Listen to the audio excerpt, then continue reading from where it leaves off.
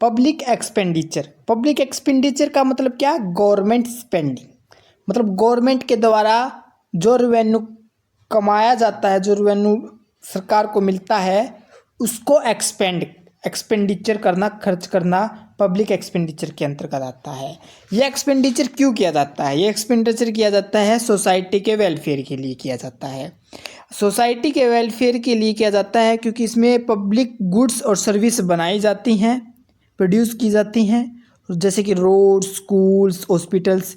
किसके लिए की जाती है? इसका मेन ऑब्जेक्टिव क्या है? इसका मेन ऑब्जेक्टिव है सोसाइटी का इम्प्रूवमेंट करना, सोसाइटी, समाज को ग्रोथ की तरफ ले जाना, उनके स्टैंडर्ड ऑफ लिविंग को सुधारना, और उनके जो लोग हैं उनके वेलबींग वो अच्छे तरीके से जीवन यापन करे, इस चीज़ को प्रमोट करना पब्लिक एक्सपेंडिचर का काम है।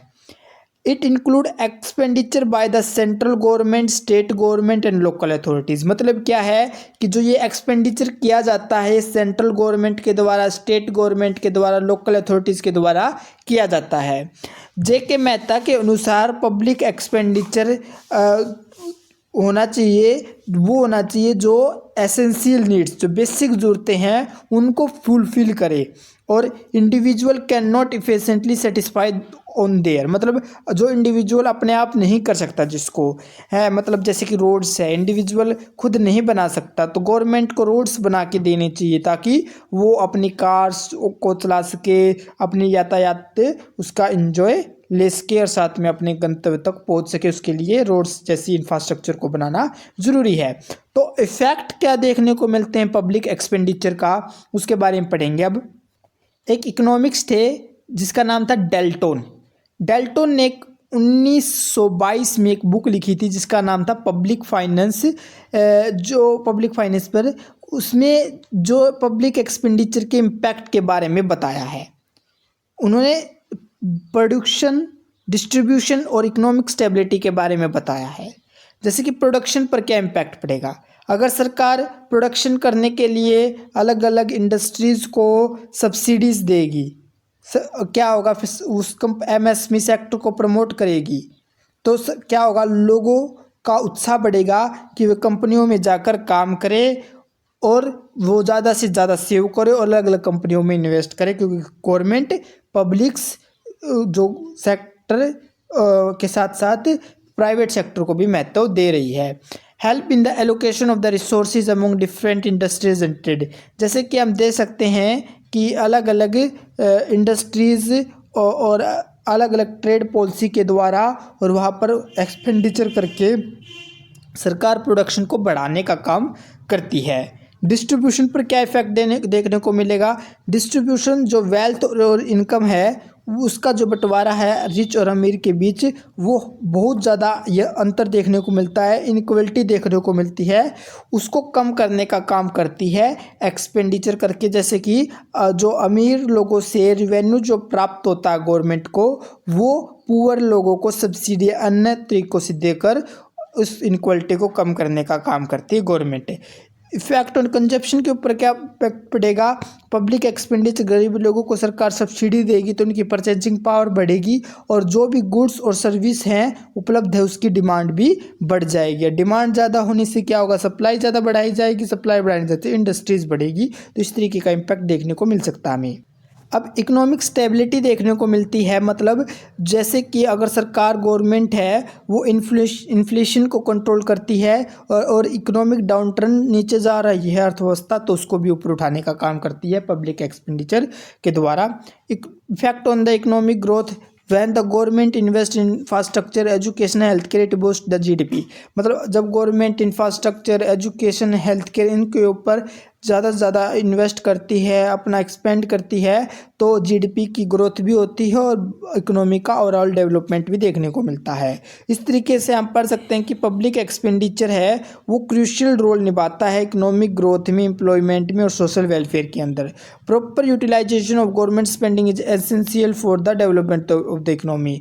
हमें क्या करना चाहिए गवर्नमेंट को कि प्रॉपर यूटिलाइजेशन होना चाहिए। जो भी गवर्नमेंट, जैसे कि 100 रुपीज़ हैं, 100 रुपये हैं आपके पास, तो आप किस तरीके से उसे स्पेंड करना चाहोगे, उसे आप एक बार में पिज़्ज़ा खाकर पूरा कर लोगे, या आप अलग अलग तरीक़ों से उसे इन्वेस्ट करके उसका एफिशिएंट यूज करना चाहोगे। तो इस तरीके से प्रॉपर यूटिलाइजेशन होना चाहिए, ये ज़रूरी है हमारी इकोनॉमिक डेवलपमेंट के लिए।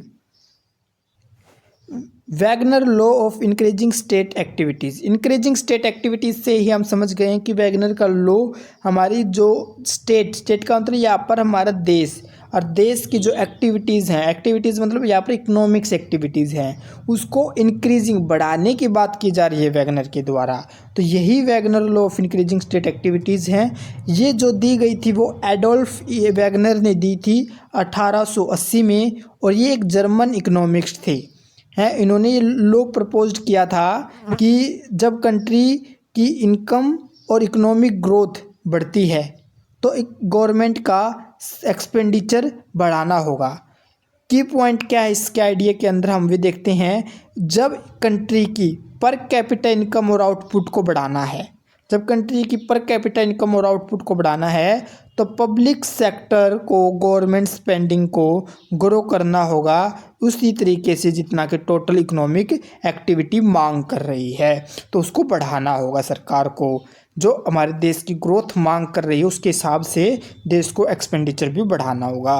तो रीजन क्या है इंक्रीजिंग गवर्नमेंट एक्सपेंडिचर के? सबसे पहले एक्सपेंशन ऑफ ट्रेडिशनल फंक्शन, मतलब क्या है, मोस्ट स्पेंडिंग ऑन डिफेंस, मतलब कहाँ पर डिफेंस पे, डिफेंस, लॉ एंड ऑर्डर और सिविक एमिनिटीज़, मतलब नागरिकों की सुविधाओं के लिए सरकार को एक्सपेंडिचर करना होगा।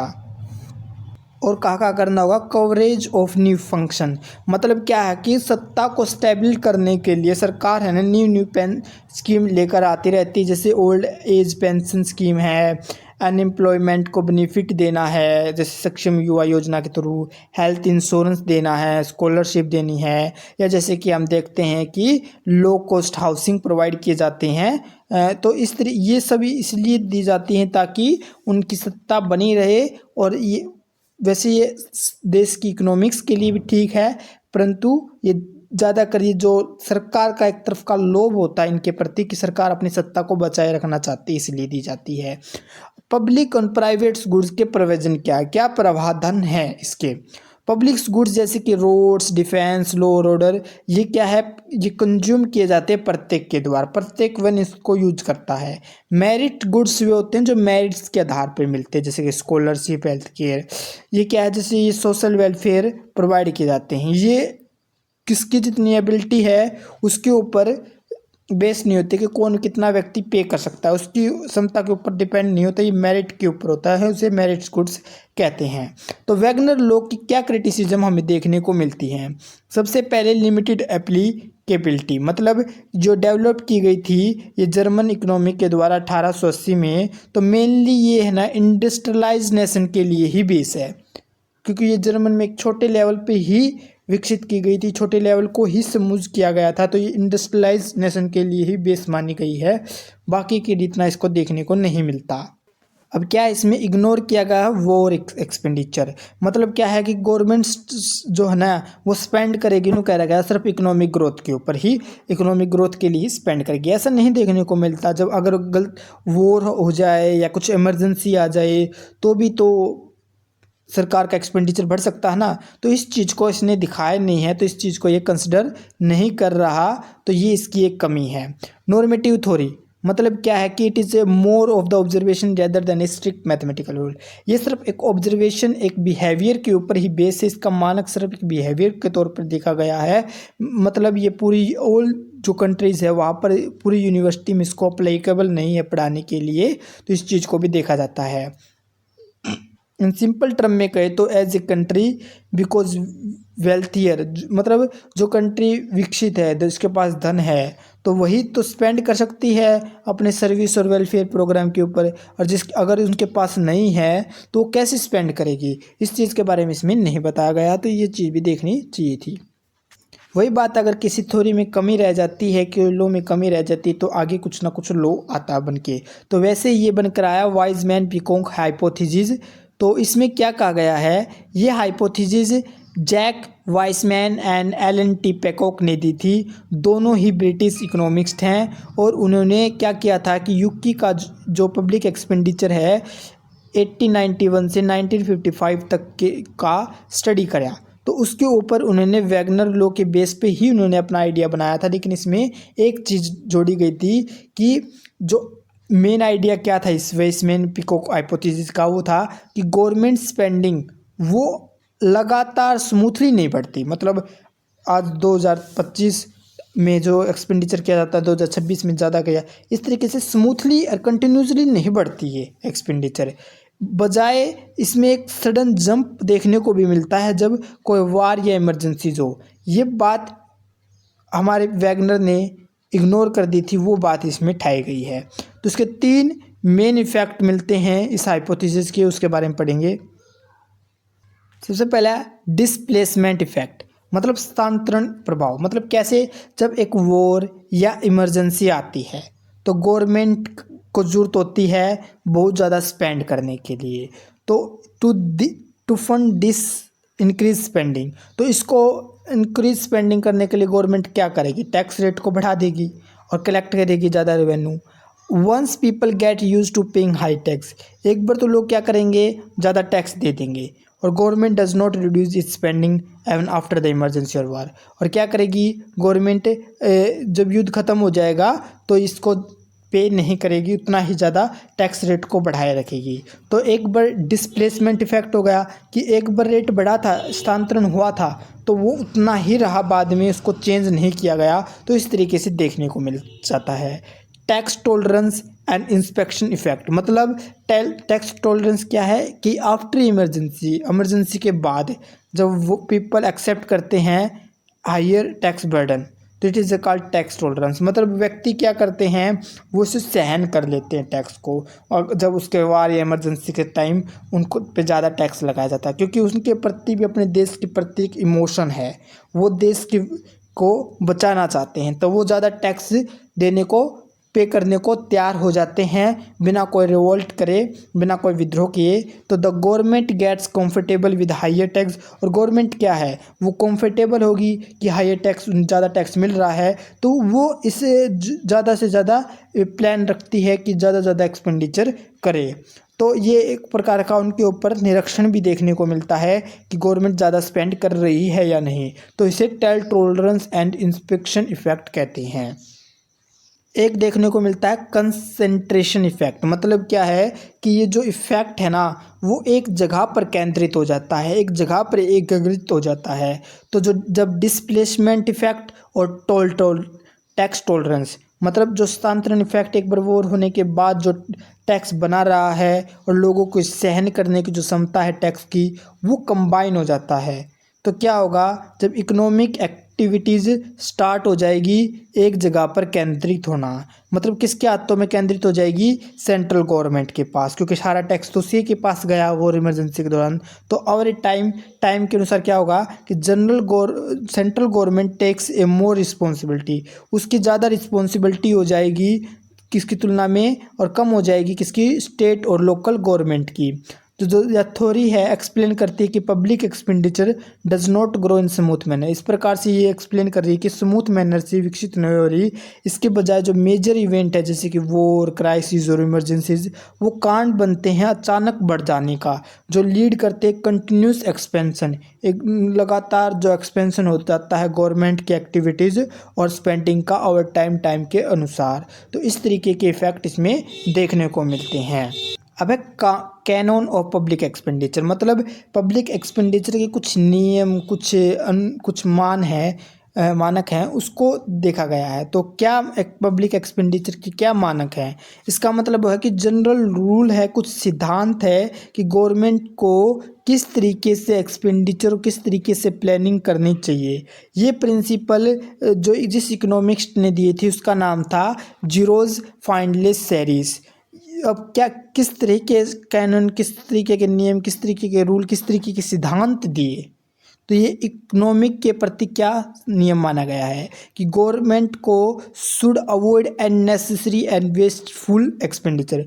गवर्नमेंट को जो अननेसेसरी है उसको अवॉइड करना चाहिए। जो एक्सपेंडिचर अननेसेसरी जिसका कोई मायने नहीं रखता और जो वेस्टफुल एक्सपेंडिचर है, जैसे कि हम देखने को मिलते हैं कि सरकार लुभावनी स्कीम लेकर आती हैं जहां लोगों को प्रॉफिट दिखाया जाता है, लेकिन लॉन्ग टाइम में वो प्रॉफिट हमेशा घाटे का सौदा होता है। तो इस तरीके का वेस्टफुल एक्सपेंडिचर नहीं करना चाहिए। Spending should be provided productive and contribute to economic growth.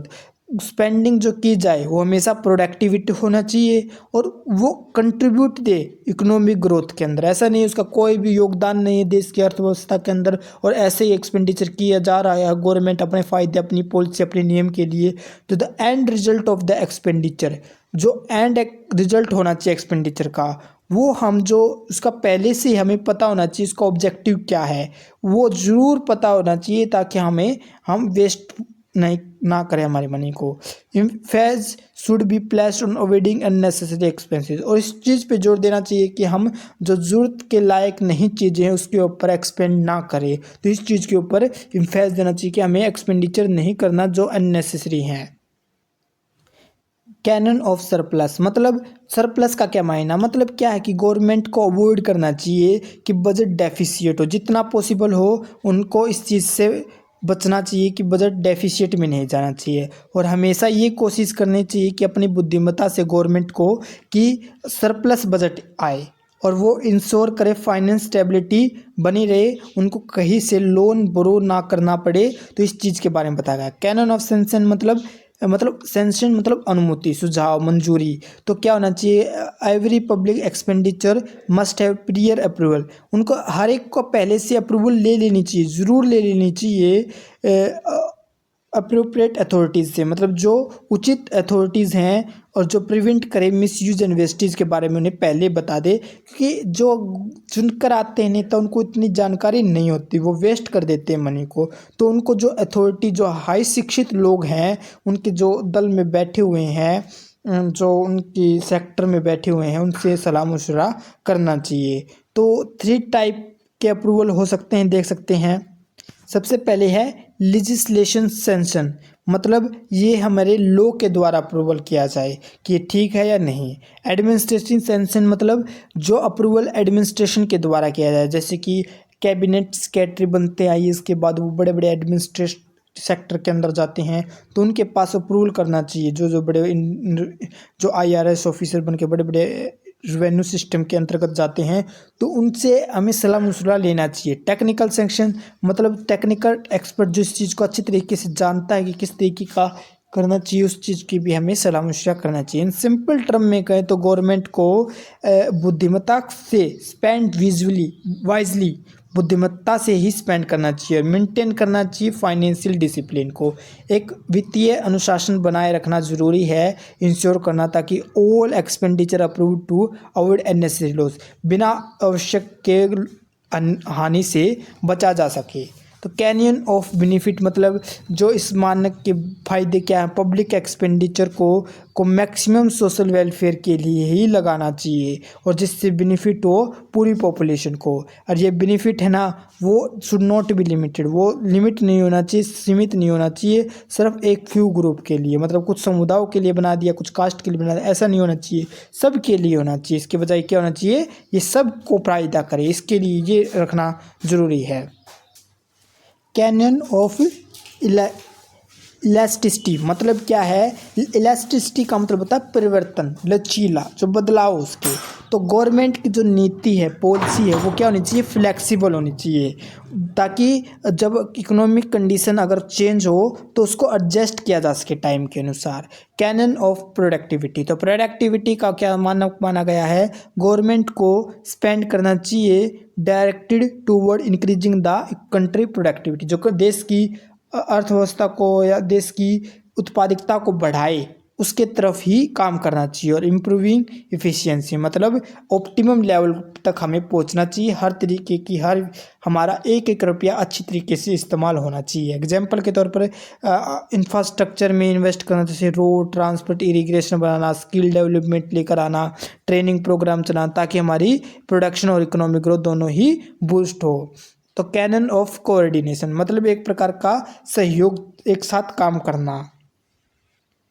देखा जाता है there should be proper coordination होना चाहिए central state local authorities ensure no duplication of expenditure and efficient use of fund.